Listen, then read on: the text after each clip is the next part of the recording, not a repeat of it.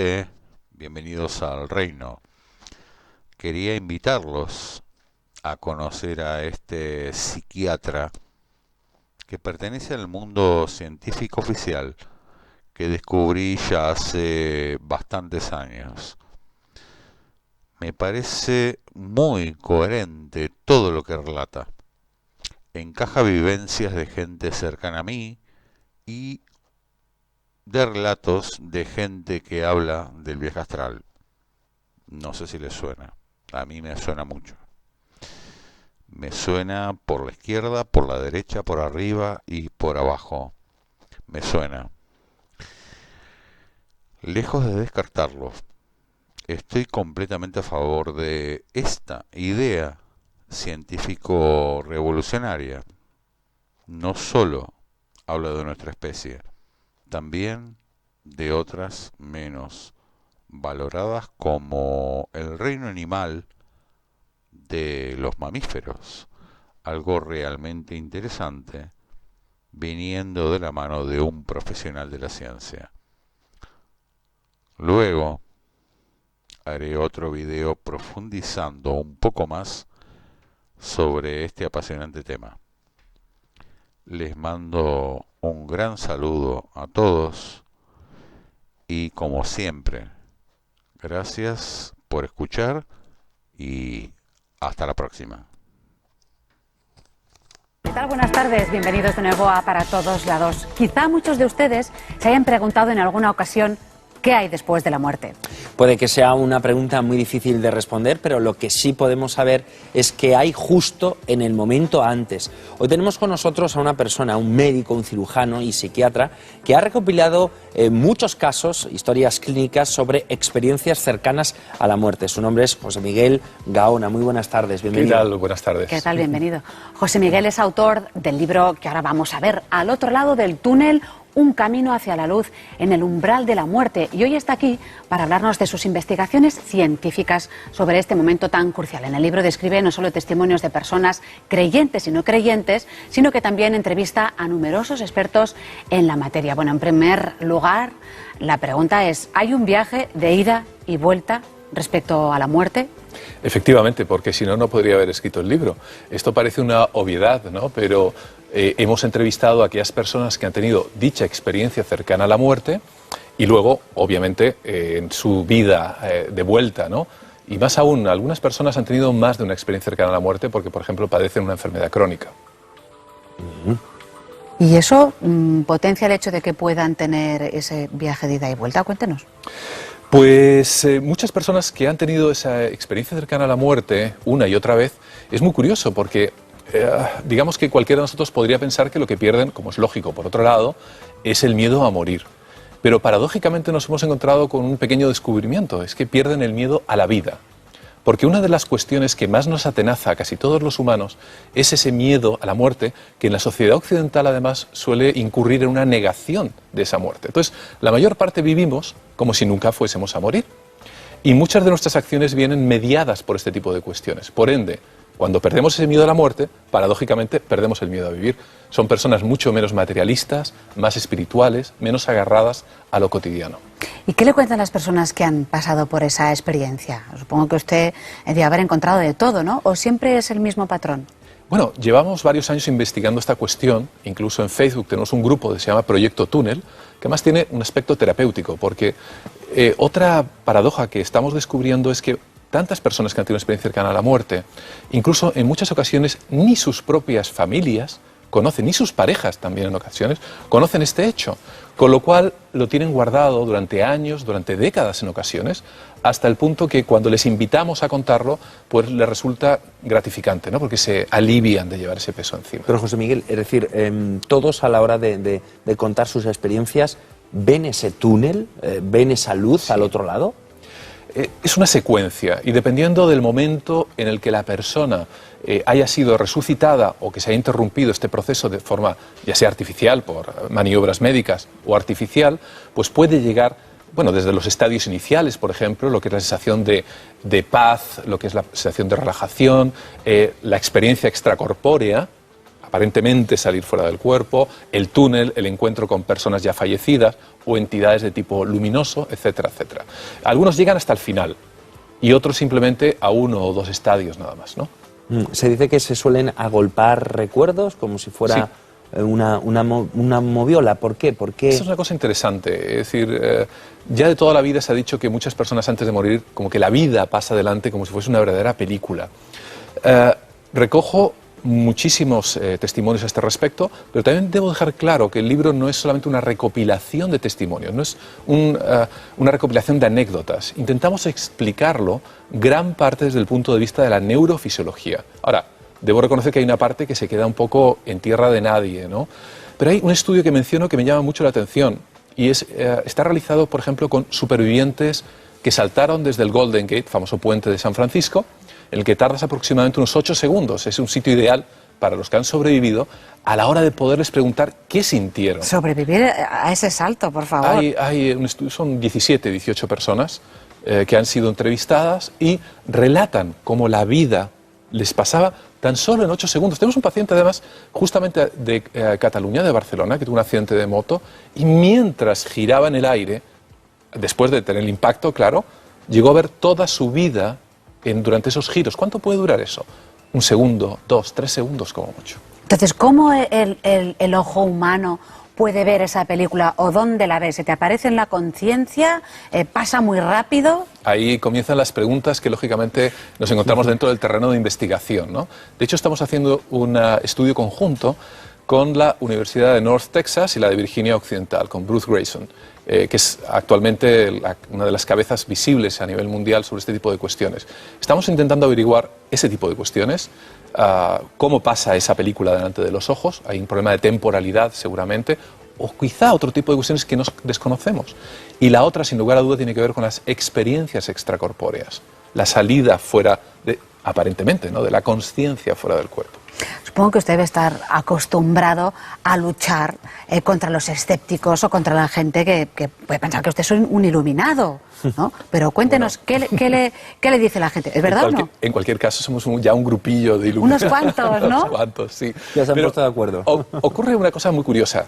Este tipo de temas no deja impávido a nadie. Es decir, o lo amas o lo odias, ¿no?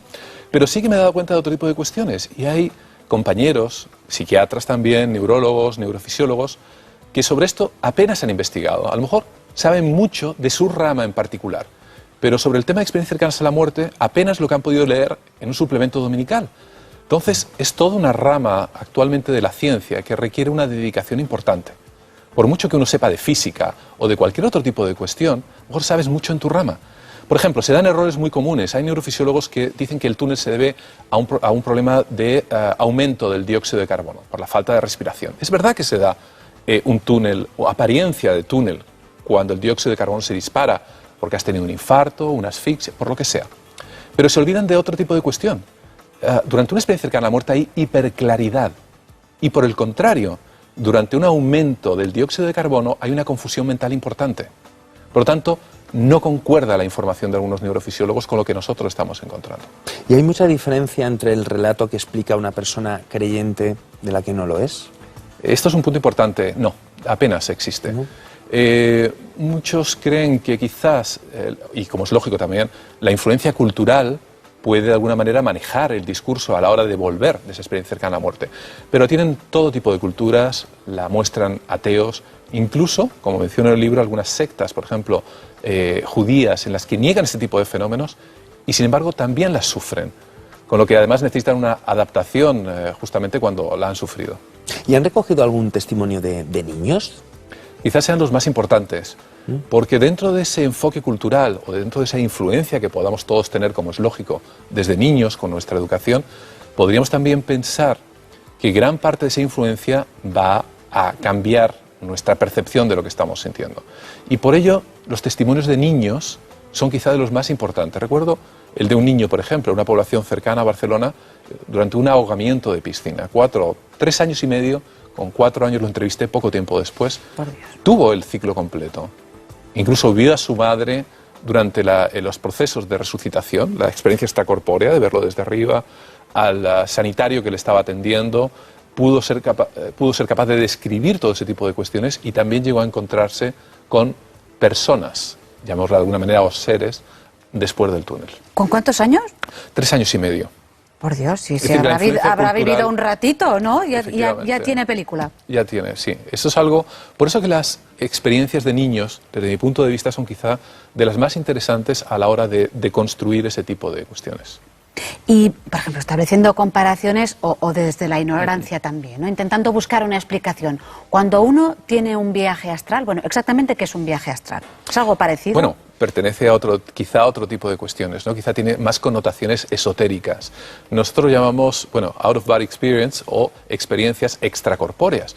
No es otra cuestión que la sensación, o quizá no tanto sensación, hay un proyecto, de hecho el proyecto AWARE en Inglaterra que se dedica a esto, es la sensación de que nuestra conciencia de alguna manera sale del cuerpo.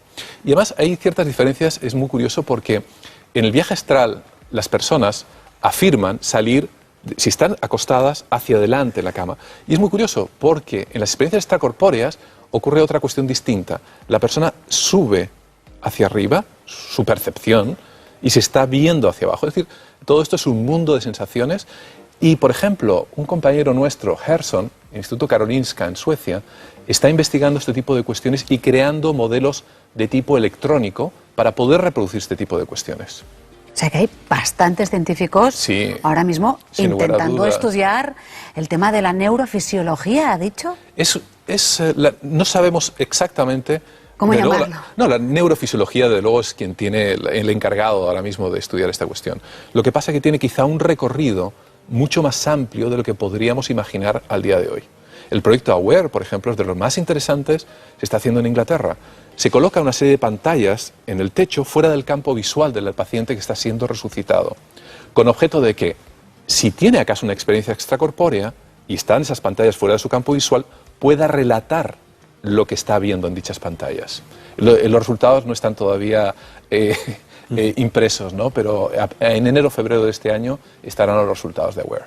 Y si yo le digo, insisto, que no me creo nada de lo que me está diciendo... Está en todo su derecho, claro. Sin embargo, hay una cuestión clara.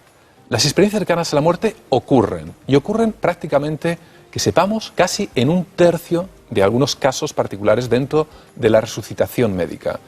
No podemos negar su existencia. Lo que podemos en un momento dado es estudiar sus causas, sus efectos, por qué ocurren. Pero no podemos negar las experiencias cercanas a la muerte. Ocurren dentro de nuestras familias. De los visitantes de moribundos, casi todos en las familias tenemos a alguien que cuando algún familiar cercano se encontraba cerca del momento del óbito, recibía aparentemente la visita de otros familiares ya fallecidos y hablaban diciendo, acabo de ver a mi marido muerto hace 20 años, etc. En cualquier caso, aunque tan solo fuesen fenómenos de tipo psicológico, creo que merecen un estudio más profundo del que hemos hecho. Y todas esas personas que sufren, disfrutan o no de ese viaje, ¿traen algún mensaje o simplemente cuentan lo que han visto, a quién han visto y de qué manera lo han visto? Es muy diverso. Algunas personas, cuando ya han atravesado el túnel y tienen estos encuentros, para empezar, muchos no quieren volver y les resulta traumático volver. Otros, por el contrario, quieren quedarse allí y, sin embargo, esas entidades les transmiten algún tipo de cuestión, de manera que cuando vuelven tienen que cumplirlo, tienen alguna especie de misión, por así decirlo. Es decir, hay una especie de diálogos en esa especie de más allá. Los más ortodoxos y negacionistas dirán que es todo propio del subconsciente. Consciente, por otro lado, que todavía nadie, ni el mejor neurofisiólogo, sabe exactamente dónde se encuentra dentro del cerebro. Pero sí, hay cambios. Hay cambios hasta el punto que muchas personas cuando vuelven llegan a divorciarse porque su escala de valores ha cambiado. Y por ende, la relación se vuelve tortuosa con la pareja habitual. Es decir, hay luego unos cambios familiares que también son dignos de estudio. Caray, o sea, indiferente no te deja. No, en absoluto. Es decir, es una cuestión que cambia radicalmente. La vida de una persona se divide entre el antes y el después. Y no de la muerte, sino realmente entre ese, podríamos decir, límite. Límite, efectivamente. Yo sé que todo este tipo de cuestiones suena muy mágico en ocasiones, o quizá rayando en lo paranormal, pero también es ciencia que una partícula se encuentre en 2 sitios a la vez, como está demostrando la física cuántica, o que los mejores astrónomos digan que existen más de 3 dimensiones o mundos paralelos. Es decir, quizá estamos abriendo una línea de investigación tremendamente importante, rompiendo muchos prejuicios, es verdad, y muchos tópicos. Pero es curioso escuchar a un cirujano Bueno, que se ha soy pasado psiquiatra, sí. se ha pasado un poquito sí. al campo de la psiquiatría, ¿no? Bueno, eso ya es más una cuestión de índole personal, de la rutina, ¿no?, de la cirugía, e intentar conocer mejor a las personas, sin lugar a dudas. ¿Y alguna conclusión a la que hayan llegado después de todas estas investigaciones, después de todos estos casos? Yo personalmente era un negacionista, es decir, hace prácticamente 7, 8 años imaginaba que todo era producto de unos cambios químicos y se acabó el cuento. A medida que he ido investigando, entrevistando a personas, entrevistando a otros compañeros en los 4 puntos cardinales, he ido aprendiendo, y al aprender he aprendido a dudar de lo que tenía como cierto, ¿no? Por tanto, yo creo que es anticientífico el no dudar de las cosas. ¿Y no ha sentido usted la tentación de tener alguna experiencia de este tipo, de decir, venga, va? La verdad que es un poco morboso, pero cuando estás muy involucrado en ello, dices, bueno, a ver si alguna vez tengo una experiencia parecida, ¿no?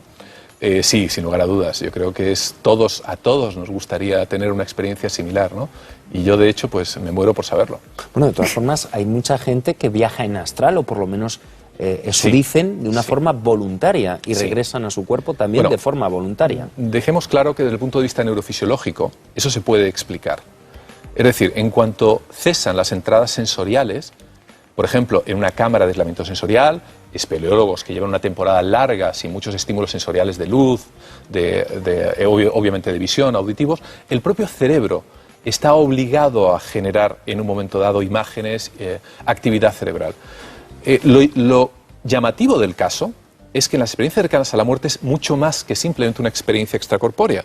No solamente eso, sino que hay ciertas cuestiones de la experiencia extracorpórea que resulta difícil de explicar, porque la sensación se puede generar artificialmente, pero lo que no se puede generar es que esa persona que tiene una experiencia extracorpórea pueda relatar, por ejemplo, qué ha ocurrido en estancias aledañas del hospital, a centenares de metros, o relatar conversaciones que supuestamente pueden haber tenido otras personas que se encuentran en algún otro tipo. Hay algunos estudios, por ejemplo, de Savon, en los que esto es muy llamativo, o sea, personas invidentes de nacimiento han sido capaces de relatar con detalle instrumentales, situaciones geográficas dentro del propio hospital de multitud de cuestiones, visualmente hablando. Nos tenemos que ir, tenemos que continuar. Encantado. Hemos hecho esta pequeña visita, esta pequeña incursión a las experiencias cercanas a la muerte. Le agradecemos muchísimo al señor Gaona A que nos haya vosotros. contado, al menos que haya intentado o esté intentando entender todo este fenómeno. Muchas gracias. A vosotros, muy buenas tardes. Gracias.